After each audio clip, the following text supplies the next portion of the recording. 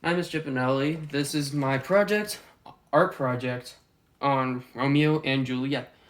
So I'm just gonna get into it. This is the grave site that I created from the last scene of Romeo and Juliet. Okay, so let's get on inside. This is a Capulet-only graveyard, as noted by the sign, Capulet Graveyard, no Montagues. Once you're inside, you have 3 graves. All of them are practically identical. If you go to this one, this is an unmarked grave. This is going to be someone in the future. I made this grave purely for this symmetry of it, because there was already Tybalt's grave over there. So as you can see, there are iron rafters, and because of certain elements of the redstone that I was using, I had to change the items to be floating. Other than that, you have the actual crypt part, which is going to be down here. And the chandelier's off-center because of the amount of blocks this was using. So if we go over to Tybalt's grave, here lies Tybalt. You can see that everything that was ever important to him is right where he is.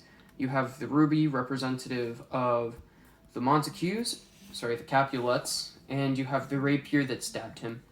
And you have yellow for the stained glass over here that is representative of, what's it called? A halo, like how saints have halos on them, as Tybalt probably was. Let's see if he's in there. Yep, he's still in there, dead as a doorknob. But his eyes blinked. And last but not least, we have Juliet's grave. Right next to Juliet's grave, we have Paris right here, who is dead. And right here, we also have a bunch of roses because Juliet's recently deceased. Let me just add some flowers to the scene really quickly. Just a quick flower for Juliet. Now, when you walk inside, you can see everything that was ever treasured to her, like the sapphire of a Montague and the ruby of a Capulet are all here. We have the nurse's headpiece that she wore that was given to Juliet once she died, presumably.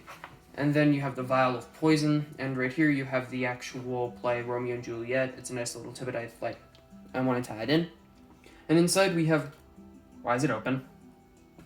Oh, what do you know? We have Juliet over here and Romeo right here, right next to each other. Let me just close this up. And of course you have this place entirely decked out. Brendan, can you change the time today?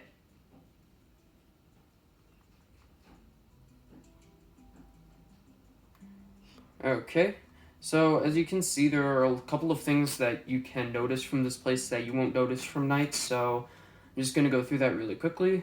You have a couple of trees in the back, a lot of longer grass, and then you have a few trees. This is all encased in a bush wall going around. You have a little pool right here. And of course you have the statues protecting the people as they go to their afterlife. And this is my project. Hope you like it, and cut.